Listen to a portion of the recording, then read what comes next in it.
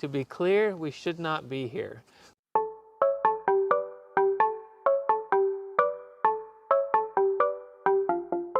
Welcome you to one of my happy places. This is one of my commercial bee yards. I got this site back in 1981. Hello, my name's David Vanderduzen. I'm a commercial beekeeper and have been for the last 50 years. I'm also the founding partner of non-Apiary Products Limited, and we bring you mite control products as well as winter protection products, the Bee Cozy Winter Wraps. And my name is Hannah Neal. I'm the Beekeeping Education and Technical Coordinator at Nod Apiary Products and the Nod Honeybee Education Center. And I will be going into this spring my 12th season of beekeeping. So here it is, 26th of February. We're having our first warm week all winter. We haven't had temperatures above freezing for the last 3 months. The snowpack over the last few days has shrunk maybe 50%. And we just get itchy to get out of the bees, see how they're doing. To be clear, we should not be here. We should properly put them away in the winter and just relax. But however, we just want to see how they're doing, so we wanted to show you some non-invasive techniques for just to get an idea of what's going on. So what we can do now is take a little look. You can see the staining on the snow. The bees have had a bit of a chance to fly out and defecate. Most of them fly back, but there's always a few that don't make it home, and you can see them in the snow.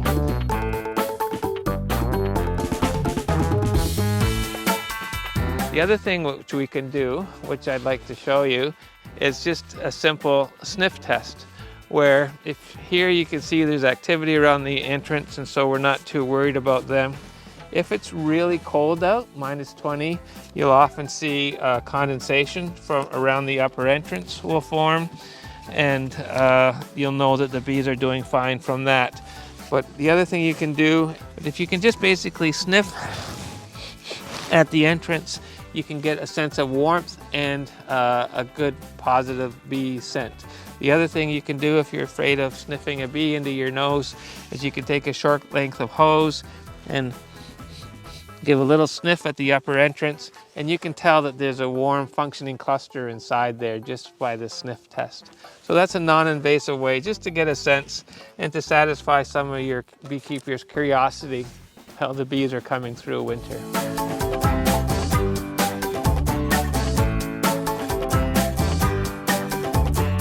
So another one of the very non-invasive ways that we can check to see if our hives are still alive in the wintertime is by using a simple stethoscope test. I just picked up the least expensive stethoscope I could find, and we're gonna use this to try and hear the vibration of the cluster inside the hive. So I'm gonna, do we have to do the stethoscope test when there's bees coming out of the top? Nope, because but if you do. That's a pretty good indication of a live hive if you ask me. So if I apply my stethoscope close to the entrance here and give a little, yeah, I can hear them very clearly. Ooh, sounds like springtime. So that's great. And that's all we're gonna do to that hive, and we'll leave them to their affairs for the rest of the winter.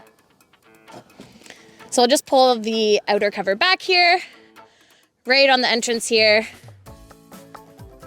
Give a few knocks. Try and stimulate the cluster lightly so that they give a little buzz. I'm actually not hearing anything on this hive. It's not a definitive test, but gives you a bit of an idea on which hives have large humming clusters inside and which do not.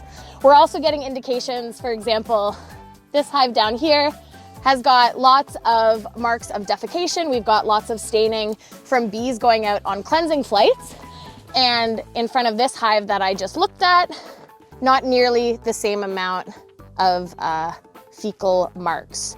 So I'm not gonna pop the lid because that's not what I like to do in February. I don't think it's necessary, but I wouldn't count this one as one of my boomers come spring.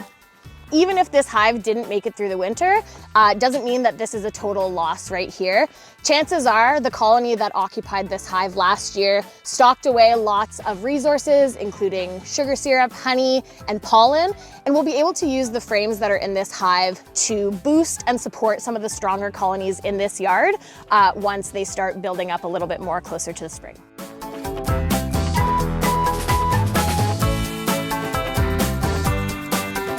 So So it's actually a very warm late February day here at Knot headquarters. So we're able to see a lot of the bees taking cleansing flights, which makes it easier to tell which hives are still alive and which hives have died. However, on most of the winter days here in Canada, we're not able to just do a visual check and see if our beehives are still alive in the dead of winter. At this time of year, there's no new resources, no more feed coming in. So the weight that the hives went into the winter at should generally be the peak of the weight for the winter, and they should be losing weight throughout the winter. So now that we're about 1 month out from the beginning of spring, is a great time to check and see what their remaining feed resources are.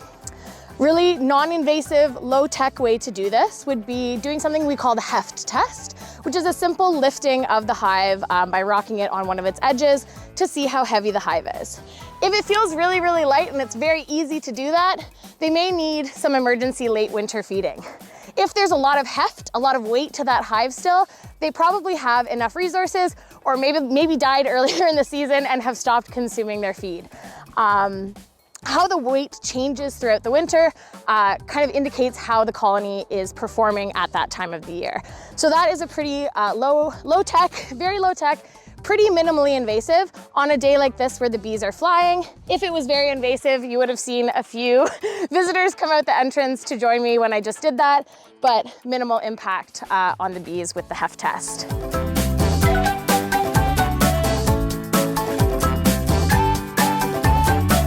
We're going to show you something that beekeepers like to do historically to provide a little bit of insurance feed coming towards the end of winter. The bees hopefully have been well fed, they still have lots of food reserves, but just in case, if you're at all concerned and you're desperate to do something, this is something that you can do, which is sort of a static feed. It's not going to overstimulate them, it's not putting a syrup on them that their gut would have to deal with. And so what we do is we take regular table sugar, this is the dried sugar like you see here, and then we measure out an amount. This is about maybe 1.5 cups here, or just under 1 liter. And so we take that, and then we can see here, this is a bat over a hole in a hive, and you can see the cluster there underneath. And so what we'll do is we'll just sprinkle the sugar around the opening. A little bit can go in, doesn't matter.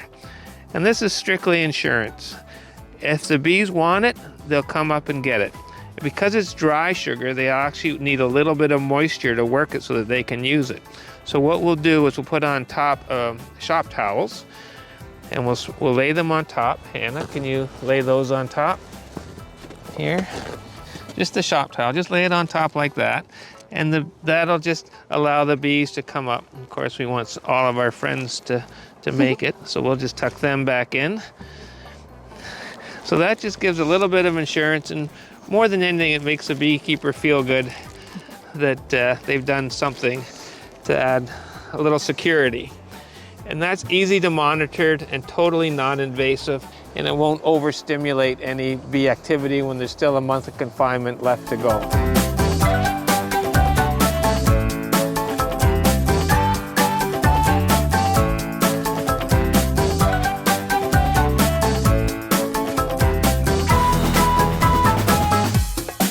David here. We're back in from being out at the bee yards with Hannah to look at what was happening in the hives, do some non-invasive hive checks.